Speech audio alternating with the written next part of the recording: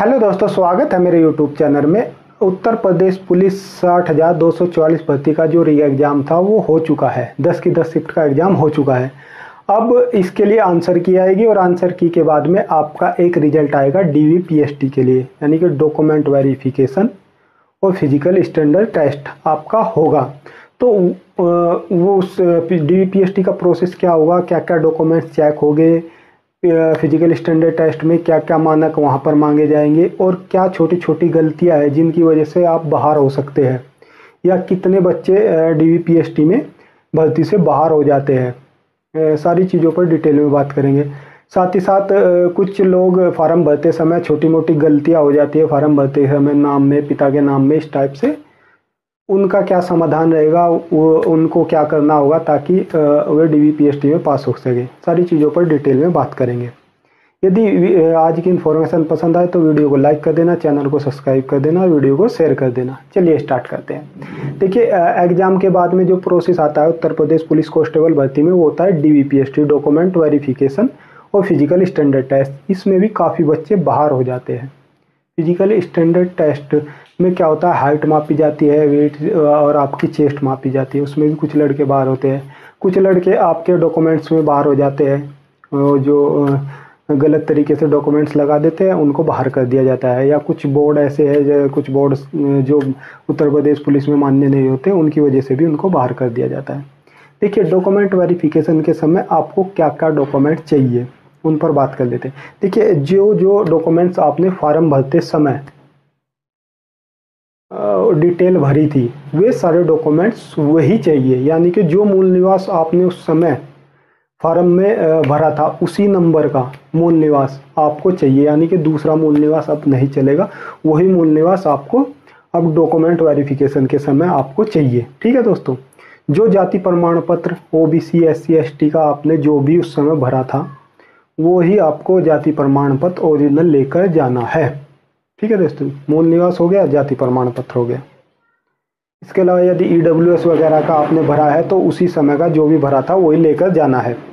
आपको 10वीं की मार्कशीट और सनद, 12वीं की मार्कशीट और सनद लेकर जानी है। और यदि आपने उसमें फार्म में ग्रेजुएशन भर दिया है, कुछ लोग ग्रेजुएट होते हैं तो वे ग्रेजुएशन भी भर देते हैं, तो आपको ग्रेजुएशन का भी आपकी डिग्री और अपनी मार्कशीट वगैरह लेकर जानी है। ठीक है दोस्तों, तो ये चीज़ें हो गई। इसके अलावा आपने एग्ज़ाम देते समय देख ही लिया होगा, आधार कार्ड बिल्कुल ज़रूरी था, कंपलसरी था, तो आपको अपना ओरिजिनल आधार कार्ड भी लेकर जाना है। ठीक है दोस्तों, इसके अलावा एक बहुत ही इंपॉर्टेंट चीज़ कि जब आपने फार्म भरा था उस समय एक प्रिंट आउट निकला होगा फार्म भरते समय, उसकी कॉपी भी वहाँ पर आपको लेकर जानी है। अब बहुत सारे लोग कहेंगे कि हमारा तो वो प्रिंट आउट की कॉपी खो गई है या इस टाइप से कुछ भी, तो घबराने की ज़रूरत नहीं। जैसे ही डीवीपीएसटी के एडमिट कार्ड आएंगे तो उत्तर प्रदेश पुलिस भर्ती बोर्ड की वेबसाइट पर एक लिंक ओपन हो जाएगा, वहाँ से आप अपना प्रिंट आउट दोबारा से निकाल सकते हैं। ठीक है दोस्तों, तो ये डाउट भी आपका क्लियर हो गया होगा। इसके अलावा जिन लोगों ने नाम में या किसी भी फार्म भरते समय कोई छोटी मोटी गलती करी है, तो उन लोगों को इस टाइप का एक एफिडेविट अपनी तहसील से बनवा लेना है। 10 रुपये के स्टाम्प पे आपको लिखवा लेना है और तहसील में आपको सेम इसी टाइप से इसी प्रोफार्मा में आपको लिखवा कर वहाँ पर ले जाना है कि मेरा नाम ये था, या मेरे नाम में स्पेस में ये गलती हो गई, या बीच में से स्पेस हट गया, या पापा के नाम में कोई गलती हो गई, वो लिखवा लेना है। ठीक है दोस्तों, तो आपका वहाँ पर वो करेक्शन हो जाएगा, क्योंकि डॉक्यूमेंट वेरिफिकेशन के समय में वे करेक्शन करते हैं। कोई भी आपको बाहर निकालने के लिए नहीं बैठा। जहाँ तक आप की कोई बड़ी गलती नहीं है तो आपको भर्ती से बाहर नहीं निकाला जाएगा। ज़्यादा से ज़्यादा कोशिश की जाएगी कि जब आप यहाँ तक आए हैं आपको भर्ती करा जाए। ठीक है दोस्तों, इसके अलावा यदि आप एक्स आर्मी पर्सन है, एक्स आर्मी के कोटे से आपने फार्म भरा है तो उसका सर्टिफिकेट, NCC का सर्टिफिकेट है तो वो भी लेकर जाना है, और फ्रीडम फाइटर वगैरह का जो भी सर्टिफिकेट है वो लेकर जाना है। और ये जितनी मैंने चीज़ें बताई है सारी ओरिजिनल लेकर जानी है। साथ ही साथ इनकी 2-2 कॉपी भी आपको करा लेनी है, और साथ में आपको फ़ोटो भी लेकर जाने हैं, पासपोर्ट साइज 8-10 फ़ोटो आपको लेकर जाने हैं। ठीक है दोस्तों, तो ये तो हो गए आपके डॉक्यूमेंट्स, केवल यही डॉक्यूमेंट्स वहाँ पर चाहिए हो गए। ठीक है दोस्तों, इसके अलावा जैसे ही आप ये सारी चीज़ें वे वहाँ पर चेक करते हैं अपने कंप्यूटर वगैरह में, आपने जो फार्म भरा था उससे वे मैच करते हैं, कहीं कुछ अलग तो नहीं है। यदि मान लिया आपने उस समय ओबीसी भर दिया और आपका सर्टिफिकेट उस समय का ओबीसी का नहीं है, आप नया बनवा कर ले जा रहे हैं, तो आपको जनरल में काउंट कर दिया जाएगा। और यदि आपके जनरल की मेरिट के नंबर नहीं आ रहे हैं तो आप बाहर कर दिए जाओगे। ठीक है दोस्तों, तो आपको ध्यान रखना है, आपके जो सर्टिफिकेट उस समय थे उनको अभी से अपने सेफ रख लेना है, क्योंकि वे डॉक्यूमेंट वेरिफिकेशन के समय वही डॉक्यूमेंट्स काम करने वाले हैं। जब आप इन प्रोसेस से गुजरने के बाद में डॉक्यूमेंट्स वेरिफिकेशन से पास हो जाओगे, उसके बाद में आपका जो है हाइट मापी जाएगी। हाइट आपको पता ही है 168 सेंटीमीटर मेल के लिए हाइट होनी चाहिए, केवल एसटी वालों के लिए 160 सेंटीमीटर हाइट होनी चाहिए।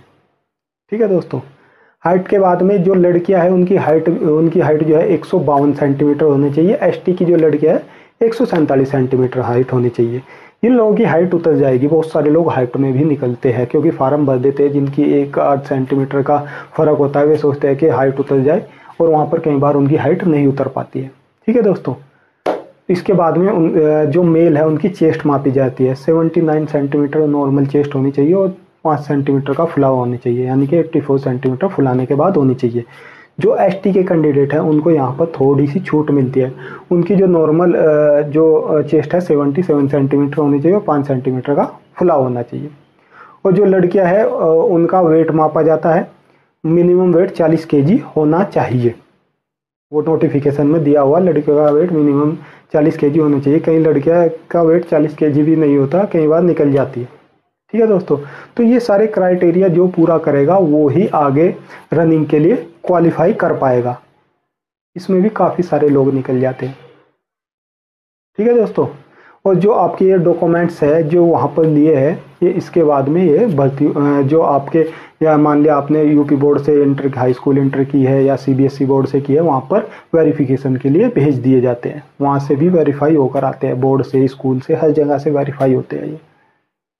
ठीक है दोस्तों, और जो आपके मूल निवास वगैरह, जाति प्रमाण पत्र वगैरह, वे सब चीज़ें वेरीफाई होती है जहाँ से वो बनती है। हर चीज़ें पूरी डिटेल में वेरीफाई होती है, यानी ये कोई भी इस टाइप का डॉक्यूमेंट्स भर्ती में नहीं चल पाता है। तो ये पूरा प्रोसेस था डॉक्यूमेंट वेरिफिकेशन और डीवीपीएसटी का। इसके बाद में आपकी रनिंग और रनिंग के बाद में मेडिकल होगा, उसके बाद में ज्वाइनिंग हो जाएगी। ठीक है दोस्तों, इसके अलावा आपका अगर कोई डाउट हो तो आप मुझे कमेंट बॉक्स में बता सकते हैं, मैं उस पर आपका जवाब दे दूंगा। इसी तरह की और इन्फॉर्मेटिव वीडियो देखने के लिए और अपडेट रहने के लिए मेरे चैनल को सब्सक्राइब कर दें, वीडियो को लाइक कर दें, शेयर कर दें। जय हिंद दोस्तों।